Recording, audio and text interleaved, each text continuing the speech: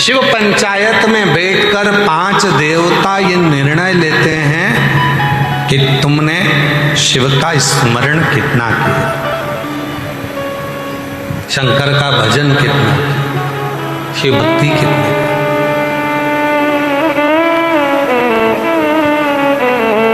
जल का पात्र लेकर जा रहे हो, घर का पूरा काम कर लो, सारा काम निपटा लो, फ्री हो जाओ, तब फिर जाओ।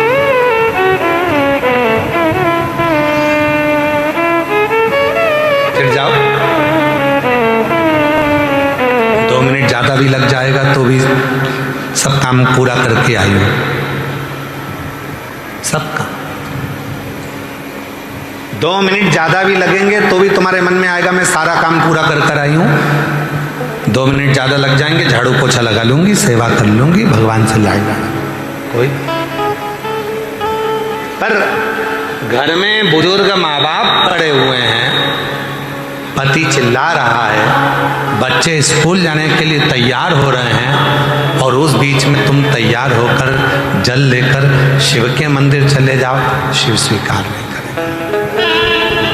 एकदम फ्री, एकदम फ्री। फिर किसी ने कहा गुरुजी दोपहर में जाएंगे तो शंकर जी का मंदिर ही बंद हो जाएगा, फिर जल कैसे चढ़ाएं?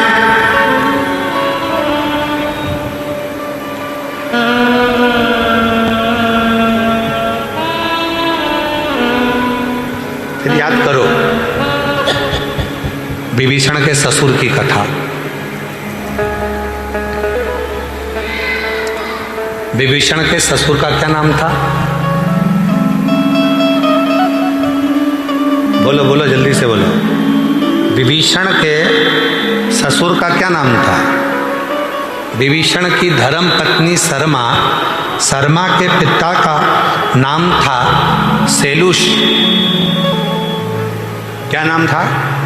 शैलुष। गंधर्व थे।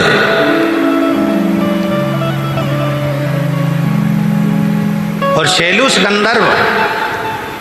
गंधर्व लोक में निवास करते थे, और गंधर्व लोक में निवास करने के बाद में वो सारा गंधर्व निवास करते थे और पूरा काम पूरा करते, और पूरा कर कर जब वो कैलाश पर भगवान शंकर की आराधना करने के लिए जाते तो शिवजी तो वहां से ओझल हो जाते, देखते ही नहीं।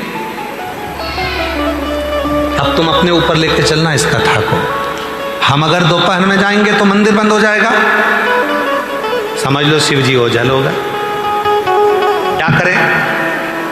विभीषण के ससुर शैलुष गंधर्व जब देखते थे कि शंकर जी नहीं है, जो जल लेकर जाते थे वो जल शंकर जी के कैलाश पर चढ़ाकर आ जाते, कहीं एक कोने में जल को समर्पित कर देते।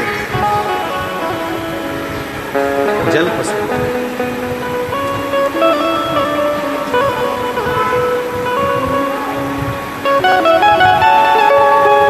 और ऐसी कैसी एक चरित्र आता है काशी का। काशी में एक कचौड़ी बेचने वाला है,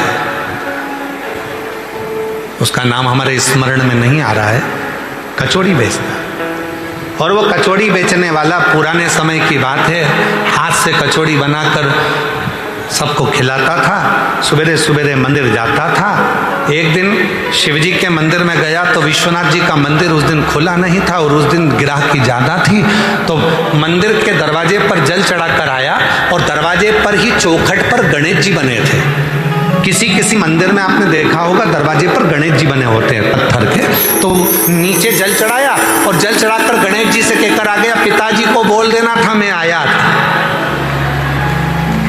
पिताजी को कह देना मैं आया था, जल चढ़ाकर गया हूं, बता देना अपने पिताजी को।